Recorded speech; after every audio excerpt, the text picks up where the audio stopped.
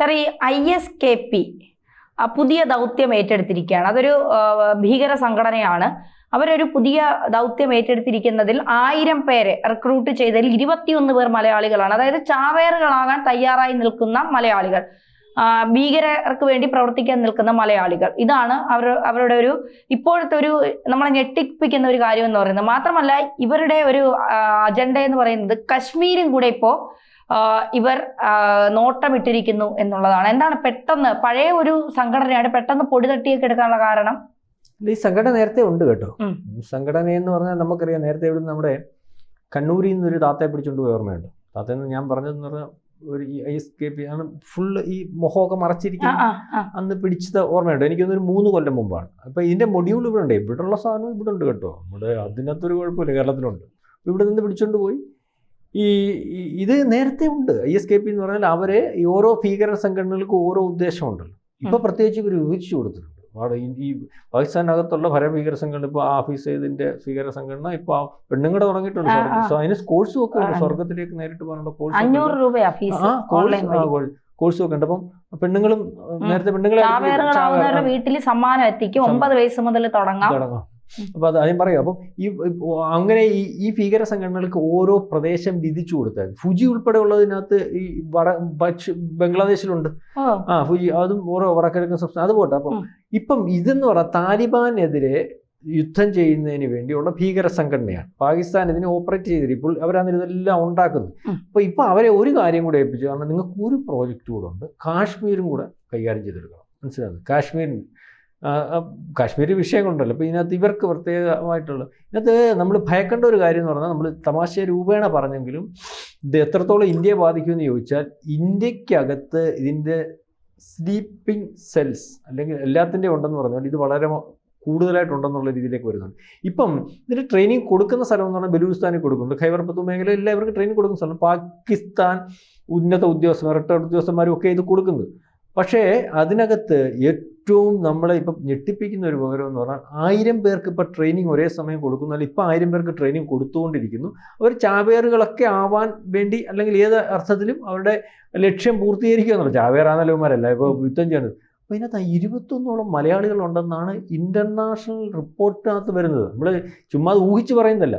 21ഓളം മലയാളികൾ. ഇപ്പോൾ നമ്മൾ ഇവിടുന്ന് 21ഓളം മലയാളികൾ എന്ന് പറയാൻ, നേരത്തെ ഈ സിറിയയിലും അഫ്ഗാനിസ്ഥാനിലും ഒക്കെ ഇവിടുന്ന് മതപഠനത്തിന് കയറി പോയിട്ടുണ്ടല്ലോ. അങ്ങനത്തെ കയറിപ്പോയ അതൊക്കെ കുറേ എണ്ണം നേരത്തെ ഈ താലിബാൻ ജയിലിലും ഒക്കെ ഉണ്ടായിരുന്നു.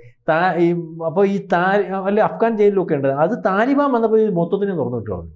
അവന്മാർക്ക് ഈ പ്രാന്തും ഉണ്ടല്ലോ. ഈ പറഞ്ഞ അവർ വിചാരിച്ചിരിക്കുന്ന ഈ ജയിലിൽ കിടക്കുന്ന മൊത്തം അവർക്ക് അനുകൂലമായിട്ടുള്ള ആൾക്കാരെന്ന് പറഞ്ഞാൽ മൊത്തം തുറന്നു. അങ്ങനെയൊക്കെ കുറേ എണ്ണം ഫ്രീ ആയിട്ടുണ്ട്. പിന്നെ അവർക്ക് ഇതൊക്കെ ഇപ്പം ഇതിനകത്ത് കൂടിയിട്ടുണ്ടെന്നാണ് പറയുന്നത്. അവരുടെ ഇവിടെ ഈ ട്രെയിനിങ് ക്യാമ്പിനകത്ത് അല്ലെങ്കിൽ ട്രെയിനിങ് ഏതായാലും 21ഓളം 1000ഓളം ഇന്ത്യക്കാരൊക്കെ ഉണ്ട്. നമുക്ക് ഇന്ത്യക്കാർ ഇതിനകത്ത് എപ്പോഴും പണ്ടും ഈ ഭീകര സംഘടനകളിൽ മറ്റൊന്ന് മറിച്ച് നമ്മൾ പല ഓപ്പറേഷൻസിനകത്ത് നമ്മൾ പലരെയും കണ്ടിട്ടുണ്ടല്ലോ. അപ്പോൾ ഇതിനകത്ത് നമുക്ക് കൗതുകം എന്ന് പറഞ്ഞാൽ, അതിനകത്ത് എണ്ണം പറയുമ്പോൾ 21 മലയാളികളെന്നൊക്കെ പറഞ്ഞാൽ ഭീകര സംഘടനയിലൊക്കെ വർക്ക് ചെയ്യുക എന്ന് പറഞ്ഞാൽ നിസ്സാരമായിട്ടുള്ള കാര്യമല്ല. ഇവരിവിടെ കയറാൻ സാധ്യതയുണ്ട്.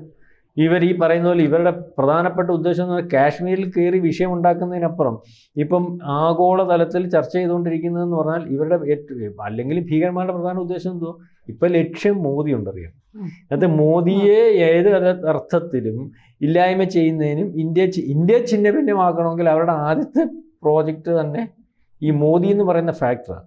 അതിപ്പോൾ ഈ പറയുന്നത് പോലെ കഴിഞ്ഞ ദിവസം നമ്മളൊക്കെ ചർച്ച ചെയ്തുകൊണ്ടിരിക്കുമ്പോഴും ഇപ്പോൾ ദേശീയ മാധ്യമങ്ങളും അല്ലെങ്കിൽ ലോകരാജ്യങ്ങളും ഒക്കെ സൈലൻ്റായിട്ട് മർമരം ചർച്ച ചെയ്തുകൊണ്ടിരിക്കുമ്പോഴും അതിൻ്റെ പിറകിലൊരു നീക്കമുണ്ടെന്നും ആ പിറകിലുള്ള നീക്കം ഈ പറയുന്ന അമേരിക്കയുടെ രഹസ്യാന്വേഷണ വിഭാഗവും അതിൻ്റെ കൂടെ ഉണ്ടെന്നും, അത് ഒരു വളരെ കൃത്യമായിട്ട് നമ്മുടെ രഹസ്യാന്വേഷണ വിഭാഗവും നമ്മുടെ സംവിധാനങ്ങളും ഇത് നിരീക്ഷിച്ച് അതിൻ്റെ നീക്കങ്ങൾ ഓരോന്നോരോന്നുമായിട്ട് നമ്മൾ മനസ്സിലാക്കുകയും മാത്രമല്ല നമ്മളെ സഹായിക്കുന്നതിന് വേണ്ടി നമ്മുടെ ഏറ്റവും വേണ്ടപ്പെട്ട രാജ്യമായിട്ടുള്ള ഇസ്രായേലിനകത്ത് വലിയൊരു പങ്ക് വഹിക്കുന്നുണ്ട്. അതുപോലെ തന്നെ ഇപ്പം തന്നെ റഷ്യയുടെ കാര്യം അറിയാമല്ലോ. റഷ്യ ഇവരുടെയൊക്കെ രഹസ്യാന്വേഷണ വിഭാഗമൊക്കെ നമ്മളുമായിട്ടൊക്കെ ബന്ധപ്പെട്ടും അല്ലെങ്കിൽ കൂടിയാലോചിച്ചും ഈ ഒക്കെയാണ് പോകുന്നത്. അതിനകത്ത് ഈ രണ്ടും ഡബിൾ ഏജന്റ് എന്ന് പറയും. മനസ്സിലാവുന്നുണ്ട്. ഇവിടെ അവർക്ക് ആരെ പിടിക്കാൻ ഇവിടുത്തെ കാര്യം അവിടെ കൊടുക്കും, അവിടുത്തെ കാര്യം ഇവിടെ കൊടുക്കും. ഒരു രീതിയിൽ ഒരു ആരുടെതാണെന്ന് അറിയാൻ പറ്റത്തില്ല. ആരുടെ ആളാണെന്ന് അറിയാൻ പറ്റത്തില്ല. മാത്രമല്ല അജിത് ഡോവലിന്റെ കാര്യം പറയുമ്പോൾ അജിത് ഡോവലിന് ഇതിന്റെ എല്ലാം ഇതുണ്ട്. അജിത് ഡോവലിനെ പറ്റി ഒരു പ്രാവശ്യം ഒരാൾ പറഞ്ഞെന്ന് പറഞ്ഞാൽ ഈ അജിത് ഡോവൽ എന്ന് പറയുന്ന ആളിനെ പറ്റി ഒരിക്കലും പ്രെഡിക്റ്റ് ചെയ്യാൻ പറ്റില്ല. ഇയാൾക്ക് ഈ ലോകത്തുള്ള ഭീകര സംഘടനയിലെ എല്ലാം ഏറ്റവും വേണ്ടപ്പെട്ട ഒരുത്തൻ ഇയാളുടെ കൈക്കാരനായിട്ട് ഉണ്ടാവും എന്നാണ് പറയുന്നത്. അല്ലെങ്കിൽ പിന്നെ ഇവരുടെ ഓപ്പറേഷൻ ഇദ്ദേഹത്തിന് എങ്ങനെ കിട്ടും നമ്മൾ മനസ്സിലാക്കണ്ടേ. ആണിപ്പം പാകിസ്ഥാനുള്ള ഭീകര സംഘടനയിലൊക്കെ ഒരാൾ നമ്മൾ പറയത്തില്ല, നമ്മുടെ സുഹൃത്ത് അവിടെ ഉണ്ട്, ഇല്ല മറ്റേ ഞാനിപ്പോൾ CPM-ന്റെ ഒരു വലിയ ആളാന്ന് വെച്ചു, CPM-ന്റെ ഒരു വലിയ കക്ഷിയാണ്, നേതാവ്. അപ്പം നമ്മുടെ ഒരു ആൾ ഏറ്റവും BJP-ക്ക് അകത്തേക്ക് തരാൻ ഒരാളുണ്ട്, അപ്പോൾ പേഴ്സണലി ബന്ധമുണ്ട്. അപ്പോൾ ഇയാൾ വലിയ ഭീകരനൊക്കെയാണ് കാര്യം. പക്ഷേ അജിത് ഡോവലിൻ്റെ ഏറ്റവും വേണ്ടപ്പെട്ട സുഹൃത്താണെന്ന് തോന്നുന്നു. ചേട്ടാ ഇന്നോട് ചില കാര്യങ്ങളുണ്ട്, ചേട്ടൻ അയാളങ്ങ് പറയുക, പിന്നെ അയാളുടെ കാര്യങ്ങളൊക്കെ ചെയ്യും. മനസ്സിലാവുന്നുണ്ട്. ഇതുവരെ ഇയാൾ 10-18 കൊല്ലം ഒരുപക്ഷെ ഈ പറയുന്നത് പോലെ പാകിസ്ഥാനിൽ ചാരനായിട്ട് വർക്ക് ചെയ്തെന്നാണ് പറയുന്നത്. എന്തോ റിസ്ക്കിലാണ്, അത്രയ്ക്ക് വലിയൊരു മനുഷ്യനാണ്. ഒരു പ്രാവശ്യം ഇദ്ദേഹത്തിൻ്റെ ഒരു കഥ വായിച്ചതാ. അപ്പം ഇദ്ദേഹം ഒരു പള്ളി സ്ഥിരമായിട്ട് പോകുമായിരുന്നു.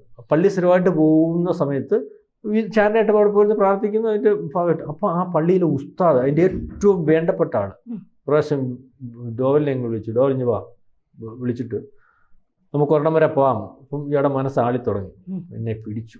എന്നിട്ട് ഇയാളെ കൊണ്ടുപോയി അദ്ദേഹത്തിൻ്റെ വീട്ടിൽ കൊണ്ടുപോയി. വീട്ടിലെന്ന് പറഞ്ഞാൽ അദ്ദേഹം ഈ പള്ളിയുടെ എന്തെങ്കിലും അങ്ങനെ. എന്നിട്ട് ഇയാളെ അദ്ദേഹത്തിൻ്റെ വീട്ടിൽ കൊണ്ടുപോയിട്ട് ഈ മനുഷ്യൻ അങ്ങ് പേഴ്സണലി എന്നിട്ട് പറഞ്ഞു, എനിക്ക് മനസ്സിലായി നിങ്ങൾ ആരാന്ന് കേട്ടോ. എന്നിട്ട് ഇയാൾ പെട്ടിയെല്ലാം തുറന്നിട്ട് അവസാനം ഇന്ത്യയിലെ അദ്ദേഹത്തിൻ്റെ പഴയ പൂർവികരുടെ ചരിത്രവും ഒരു പടമൊക്കെ എടുത്ത് കാണിച്ചു. ഇയാൾ പണ്ട് ഇന്ത്യയിൽ നിന്നപ്പോൾ അയാൾ ഒരുപക്ഷെ ഹിന്ദു ആയിരുന്നു, വിഭജനത്തിന് ശേഷം ഇയാൾ മുസ്ലിമായത്. അപ്പം ഞാനായിട്ടൊന്നും പറയുന്നില്ല, നിങ്ങൾ ഈ ഇന്ത്യക്കാരനാണെന്നും അത് ചാരനാണെന്നും ഒക്കെ എനിക്കറിയാം, ഞാനായിട്ടൊന്നും പറയാം. അന്നേരം പറഞ്ഞാൽ അന്നേരം കൊല്ലുക എന്ന് പറഞ്ഞാൽ ആ പറയുന്ന ആളെ പള്ളിയുടെ അല്ലെങ്കിൽ പാകിസ്ഥാന് ഏറ്റവും വേണ്ടപ്പെട്ട. അപ്പം അത്ര റിസ്കിൽ ഈ പറയുന്നത് പോലെ നമുക്ക് ഇന്ത്യക്ക് വേണ്ടി എല്ലാ രീതിയിലും ചാവേർ അല്ലെങ്കിൽ ഈ പറഞ്ഞ ഈ ചാര പണി നടത്തിയതും, അതായത് നമ്മുടെ എതിരായിട്ട് നിൽക്കുന്ന പാകിസ്ഥാൻ്റെ മുക്കിനും മൂലയിലും. നമ്മൾ പറയത്തില്ല ഇപ്പോൾ എറണാകുളത്ത് തനിക്കൊക്കെ പക്ഷേ എറണാകുളത്ത് ഓരോ സ്ഥലങ്ങളും ചെയ്യാനായിട്ട് അറിയാം. എറണാകുളത്ത് അവിടെ മറ്റേ 2 വീടിൻ്റെ അപ്പുറത്താണ്, രാമര കൊച്ചൻ്റെ വീടിൻ്റെ അപ്പുറത്താണ്, അല്ലെങ്കിൽ സൗത്ത് പോലീസ് സ്റ്റേഷൻ്റെ അപ്പുറത്തെ. അതുപോലെ പാകിസ്ഥാൻ അറിയാം. അപ്പോൾ പാകിസ്ഥാനകത്ത് ഈ ഓപ്പറേഷൻസ് ഒക്കെ നടത്തുന്നതിന് ഈ പറയുന്ന ഇപ്പം നമുക്ക് സാറ്റലൈറ്റ് സംവിധാനം, വലിയ സംവിധാനം എല്ലാ രീതിയിലുണ്ട്. പക്ഷേ ഡോവലിന് അതിലൂടെ ആരൊക്കെ ഉണ്ടെന്നറിയാം, അവിടെ ഓപ്പറേഷൻ നടത്തുന്നതിന് എത്ര പേരുണ്ടെന്നറിയാം. ഏതായാലും ഇതുപോലെ അജ്ഞാതന്മാരെയൊക്കെ അറിയാമല്ലോ. ഏതായാലും ഇവരുടെ ഒരു നീക്കം നിസ്സാരമായിട്ടല്ല ഇവിടുത്തെ ഇന്റലിജൻസ് വിജിലൻസ് റിപ്പോർട്ട് ചെയ്തിരിക്കുന്നത്. ലോകമാധ്യമങ്ങൾ ഒക്കെ ഈ വിഷയം റിപ്പോർട്ട് ചെയ്തിട്ടുണ്ട്. അതായത് ഭയങ്കരമായിട്ട് ടാർഗറ്റ് ചെയ്തുകൊണ്ട് ഏതർത്ഥത്തിലും പ്രശ്നം. ഇതിനകത്ത് വലിയൊരു കാര്യം എന്ന് പറഞ്ഞാൽ, നമ്മൾ ഭയക്കേണ്ട ഒരു കാര്യം എന്ന് പറഞ്ഞാൽ, അടുത്ത ദിവസങ്ങളിൽ ഇപ്പം നമ്മൾ യുദ്ധം എന്ന് പറഞ്ഞുകൊണ്ടിരിക്കുന്നുണ്ട്. യുദ്ധം നടക്കാനുള്ള സാധ്യത വളരെ. ഇപ്പം നോട്ടാൺ പ്രഖ്യാപിച്ചു. കഴിഞ്ഞ ദിവസം ഒരു വാർത്ത വന്നിട്ടില്ലേ, ഹാഫിസ് സയ്യിദിൻ്റെ ഒരു തന്നു. അവൻ ഓടിയേക്കും. ഹാഫിസ് സയ്യിദ് എവിടെയാണെന്ന് പോലും അറിയത്തില്ല. റാലിയൊക്കെ ക്യാൻസൽ ചെയ്ത് പുള്ളി കൂട്ടി കയറി പോയി. അപ്പം മറ്റേ മഹാരാഷ്ട്രയിൽ ഇന്ത്യയെ മൊത്തം ജാഗ്രതാ നിർദ്ദേശം കൊടുത്തേക്കുക. കാരണം യുവമാർ എന്തേലും ചെയ്യും. യുവമാർക്ക് ഞാൻ നേരത്തെ വെച്ച് ഈ ടോക്കുകളിലും പറയുന്നുണ്ടെങ്കിൽ യുവമാർക്ക് ഇവിടെ അല്ലല്ലോ ഈ ജീവിതം എന്ന് പറയുന്നത്. യുവമാർക്ക് സ്വർഗത്തായി. അപ്പം അമ്മരെന്തെങ്കിലും ചെയ്യും. ഇവിടെ കയറി തന്നെ അടുത്ത് നമ്മൾ വെറും വാക്ക് പറയുന്ന ആളല്ല. അടുത്ത് ഇനിയും പറഞ്ഞിട്ടുണ്ട്, ഇനി ഇവിടെ കയറി ചൊറിഞ്ഞ ഇനി നിനക്ക് ചൊറിയാനുള്ള അവസരം ഉണ്ടാവത്തുമില്ല. അത് ഭൂപടത്തിൽ കാണത്തില്ല. മാത്രമല്ല ഇപ്പം ഇന്ന് വരുന്ന ഒരു നാവികസേനയ്ക്ക് വേണ്ടി ഏതാണ്ട് 4000 കിലോ ഭാരം വരുന്ന ഒരു സാറ്റലൈറ്റ് വിക്ഷേപിക്കുകയായിരുന്നു ഇന്ത്യ. അത് നമ്മുടെ മാധ്യമങ്ങളിലൊന്നും ചർച്ച ചെയ്യില്ല. പറഞ്ഞ പോലെ അവർക്ക് സമയമില്ല. കോളം വാർത്ത, ജാനകി മരിച്ചു 86 വയസ്സ്, അല്ലെങ്കിൽ പ്രഭാകരൻ 27 വയസ്സ് മരിച്ചു, രാഹുൽ ഗാന്ധി ആഞ്ഞടിച്ചു, പുറത്തു ചാടിയ വാർത്ത ഉണ്ടെന്ന് കണ്ടില്ലയോ? സാധാരണക്കാരൻ്റെ കൂടെ ബീഹാറിൽ മീൻ പിടിക്കുന്ന രാഹുൽ ഗാന്ധി അങ്ങനുണ്ട്. അപ്പൊ ഇത് പ്രധാനപ്പെട്ട വാർത്ത ഇല്ല. ഇന്നത്തെ നാവികസേനയ്ക്ക് മാത്രമായിട്ട് നമ്മൾ ഈ സാറ്റലൈറ്റ് സംവിധാനം അറിയാമല്ലോ. ഇപ്പൊ സാറ്റലൈറ്റ് സംവിധാനം നമ്മള് നിരീക്ഷണ സംവിധാനവും നമ്മുടെ സാറ്റലൈറ്റിനെ ആക്രമിക്കാൻ വന്ന അവിടെ വെച്ച് അടിക്കാനുള്ള ആന്റി സാറ്റലൈറ്റ് സംവിധാനമൊക്കെ ഇപ്പം അവിടെ ഉണ്ട്. അപ്പം അതിൻ്റെ കൂടി ഇതിപ്പം നിരീക്ഷണ ക്യാമറ, ഇത് പാകിസ്ഥാനി വലിയ വാർത്തയാണ്. നാവികസേന ഒരുങ്ങുന്നു. മറ്റേതാ പറഞ്ഞാൽ യുവമാർക്ക് പേടി എന്ന് പറഞ്ഞാൽ, നേരത്തെ ജപ്പാൻ ഒരു സാധനം വെളിവിട്ടാണ് കേട്ടോ. ഇനിയുള്ള യുദ്ധം ഇട കൊച്ചാട്ട നീ അവന്മാരെന്ന് പറഞ്ഞ ഇട ചെറുക്ക, ഇനിയുള്ള യുദ്ധം അവർ പ്ലാൻ ചെയ്യുന്ന ഇയാൾ അവിടെ മിസൈലും പിടിച്ചോണ്ടിരിക്കുകയല്ല. അല്ലെങ്കിൽ നാവികസേന കയറുന്നോ, ടാങ്ക് കയറുന്നോ, വിമാനം പറക്കുന്നോ, കപ്പലിൽ നിന്ന് മിസൈൽ വരുന്നു, അതൊന്നും അല്ല. ആദ്യമേ നിന്റെ ലൈറ്റ് കണക്ട് ചെയ്യും. അടുത്ത 3 മിനിറ്റ് കഴിയുമ്പോൾ നിനക്ക് ലോകത്തുള്ളവരുണ്ട് കമ്മ്യൂണിക്കേഷൻ പോകും. ഇതിൻ്റെ ഒരു പറഞ്ഞു കൊടുത്തിട്ടുണ്ട് ഇന്ത്യയുടെ യുദ്ധം ഇനി എങ്ങനെയാണെന്ന്. ഇന്ത്യയുടെ യുദ്ധം ലോകം തന്നെ ഈ നിരീക്ഷിച്ചുകൊണ്ടിരിക്കുക. അത്രയ്ക്ക് ഇന്ത്യ അങ്ങ് വളർന്നു പോയി. ആദ്യമേ അവൻ്റെ ലൈറ്റ് അങ്ങ് അണയ്ക്കുക. നേരത്തെ നമ്മളൊന്ന് ലൈറ്റ് അണച്ചറിയ അവനത് വർത്തമാൻ്റെ രാത്രി പേടിച്ചു പോയി.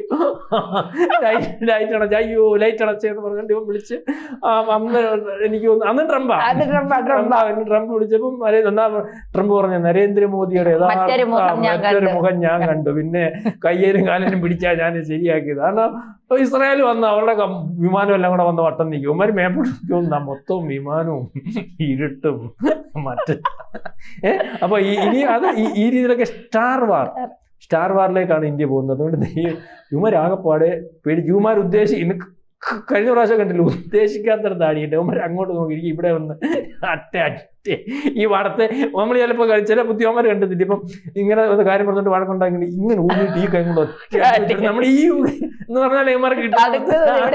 ഇടത്തെ കൈ ഊങ്ങിയിട്ട് വലത്തെ കൈ കൊണ്ട് ഒറ്റയടി വെച്ചു, അല്ലെങ്കിൽ വലത്തെ കൈ കൊണ്ട് ഇടത്തെ കൈ കൊണ്ട് ഒറ്റയടി വെച്ചു എന്ന് പറഞ്ഞുകൊണ്ടിരിക്കുക. ഏതായാലും ഇതാണ് നിസ്സാരമല്ല, എല്ലാ രീതിയിലും അവർ ഒരുങ്ങുന്നുണ്ട്. അവർക്ക് പാത്തിരുന്നുള്ള പണിയാണെന്നല്ല.